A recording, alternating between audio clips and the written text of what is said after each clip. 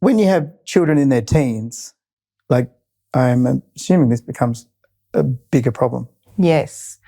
The other issue with children, there's a safety aspect. The other thing that I'm very passionate about is the addiction to screens. And we've actually just embarked on 3.5 years of research with, we partnered with RMIT to actually research both cyber safety and addiction. And sorry, just for our viewers, who are they? What do those initials stand for? Oh, sorry? What do those initials stand for? RMIT is the university down in Melbourne, the RMIT University. Right. Yeah, so we had some graduate students that needed to do some prac. So we were blessed with being able to work with them to do research into the topic.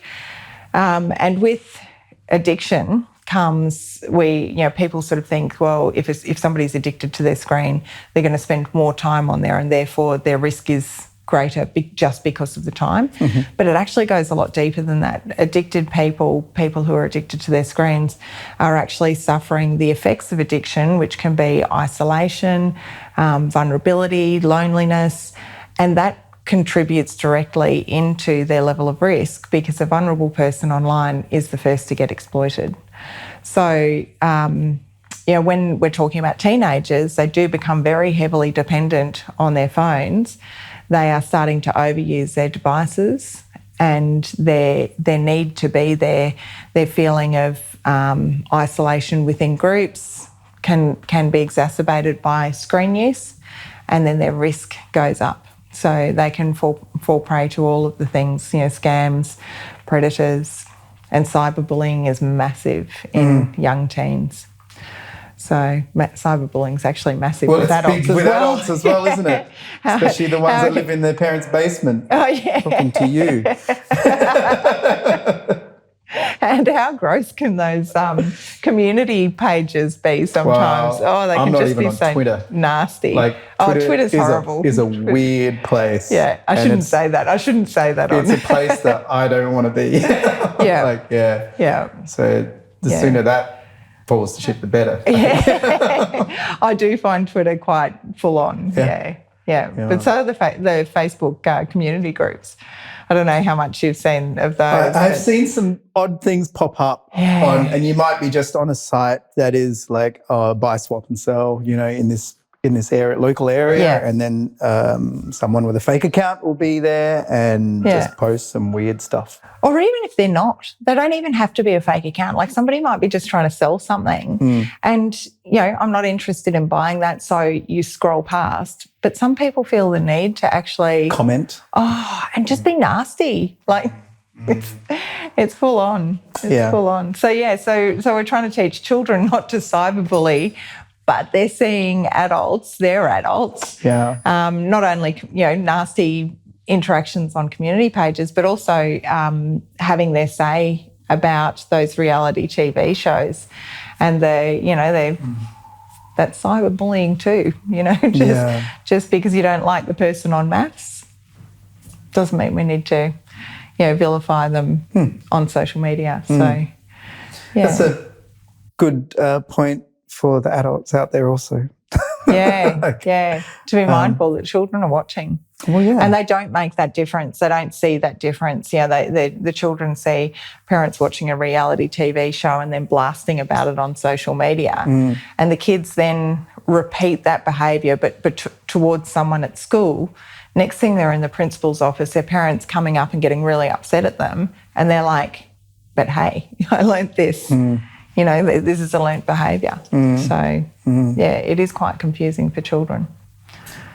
Yeah. Role modelling. It's important. They monkey see, monkey do. Yeah, very important. Children, they're on these devices. They're getting I'm assuming a massive dopamine hit from whatever they're doing on there. Big time. The stimulation, and then they get addicted to that. And then is there forms of depression that could be caused from this, when it's taken away from them? Anger issues is actually probably the thing that plays out. One of the questions I always ask in schools is I say, who's having issues with their parents or arguments or discussions around screen use, and the kids all put up their hand and I say, who thinks their parents use their devices too much. And the kids, you should see how fast those hands go up. They're like almost hitting the roof because the kids, they're angry. Like they get angry. They're going, my parents are always on me about it. And yet here I am trying to get my parents' attention and they're on their devices. So, they are getting a massive dopamine hit, and the effects of that dopamine hit can be that isolation, sleep deprivation, because dopamine takes a period of time to actually be worked through your body. So your brain takes time to get rid of the dopamine.